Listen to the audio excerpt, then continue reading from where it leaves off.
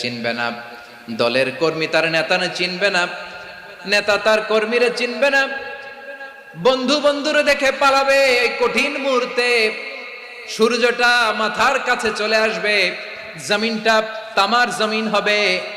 আজকের জমিনের মতো নয়। মানুষ ঘর্মাক্ত, ক্লান্ত, শ্রান্ত মাথার মগজগুলো কানের ছিদ্র আর নাকের ছিদ্র দিয়ে বেয়ে বেয়ে পড়বে। বিশ্বনবী ফরমান, ময়দানে 7 শ্রেণীর ব্যক্তিকে রব্বুল আলামিন তার আরশের নিচে ছায়া দিবেন। তার মধ্যে প্রথম শ্রেণীর ব্যক্তি হলো ইমামুন আদিল। ইমামুন আদিল, ন্যায়পরায়ণ শাসক, যে ইনসাফের সাথে বিচার করে, যে জাস্টিস সমাজে সার্ভ করে, যে সুশাসন নিশ্চিত করে, ওই ইমামুন আদিল। আদিল শব্দটা বুঝছেন না? ইন্নাল্লাহা ইয়া'মুরু বিল আদল।